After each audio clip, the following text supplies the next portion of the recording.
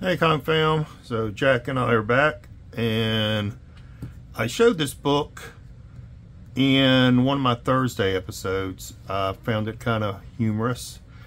Captain Marvel fights the astonishing Yeast Menace. The Yeast Menace, and it's a big thing of yeast. Captain Marvel Adventures number 75, two-staple book, but it is in bad shape. It's got paper loss on front and back, bunch of staining. Looks like the yeast monster got to it. If we look at the interior, there's a bunch of staining. So we're going to do a couple of different things here, a couple of techniques I wanted to try that Dr. Paul and I were talking about. But the first thing we're going to do is go ahead, and it's got a big spine roll, is get this book apart. This is from 1947. Jack. And yeah, we'll get it apart and get to cleaning. Oh, look at this big stain here. So, all right, Jack. I can't find my silver spatula. I'm sure Jack doesn't know anything about that. So, stay tuned. Here we are at the centerfold. Got a rip here. But one thing I want to point out, it's also got a third staple. I don't think this is factory. I think it just someone had a stapler and stuck a staple in the book for some reason. So we're going to pull that out, get rid of it. But we're going to go ahead and detach these two staples real quick.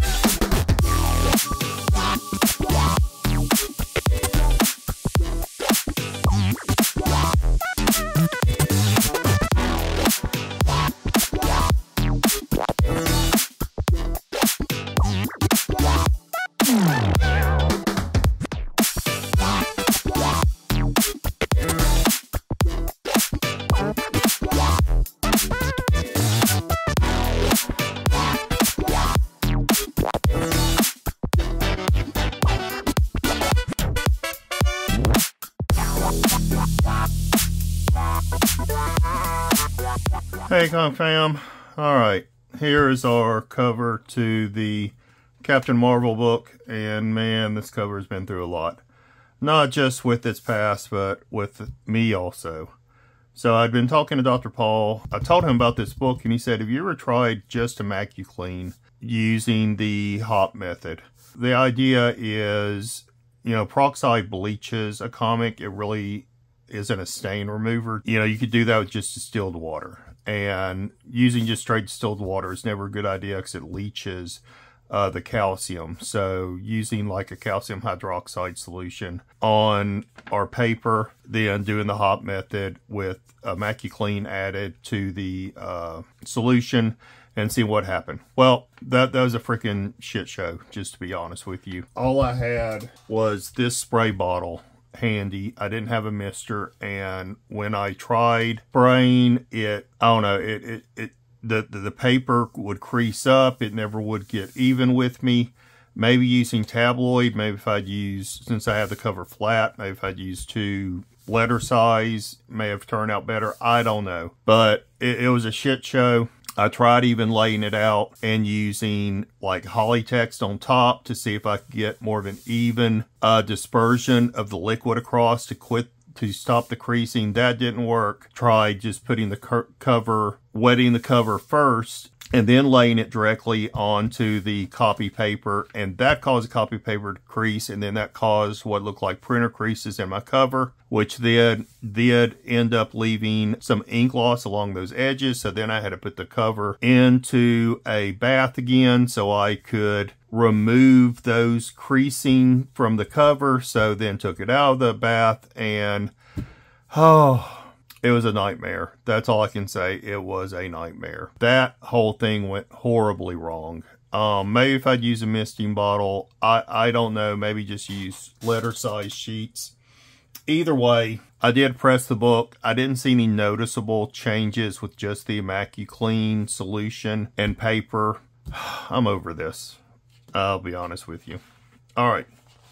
Because this poor thing has been through a lot. All right, so maybe we see a little bit of decreasing in these areas. I think we do. The large stains, maybe a little bit of decrease, but they're still there. Here is, and this is flat, so there's no creasing on this cover, but you can see where those creases came up when that copy paper shrunk up and caused that. Copy paper, bad.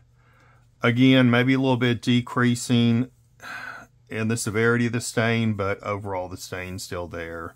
Same, you know, as we see with the spine, maybe a little bit cleaner, but yeah, that's kind of it. We're not putting this poor cover through anything more. You know, I'm coming in and I'll do my seals and stuff, just reinforce it some. Yeah, we're calling it done. This poor cover has been through enough in its life.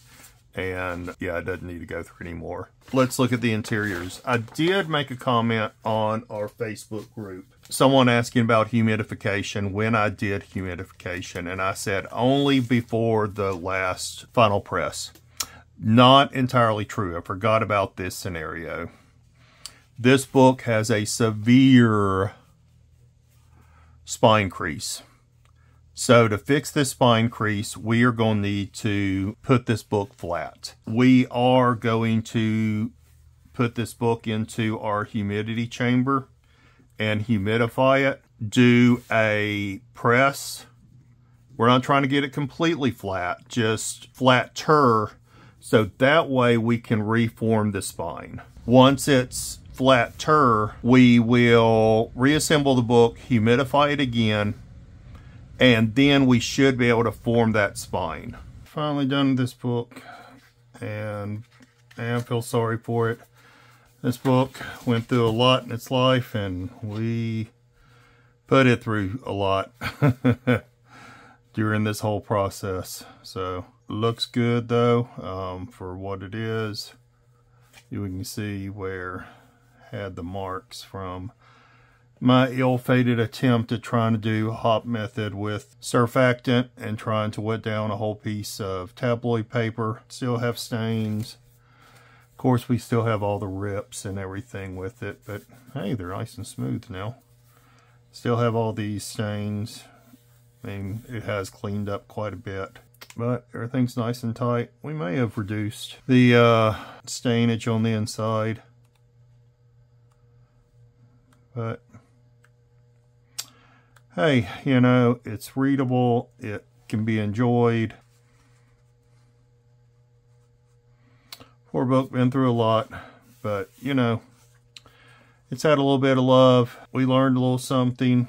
It helped us with that, and yeah, overall, can't complain with the come. You know, it's just been a well-loved book. Anyway, with that, I'm going to say, don't forget to like, comment, subscribe, hit that notification bell anytime you want to see me screw something up or maybe make something better. I'm not sure sometimes. But with that, I'm going to say peace, love, and comics.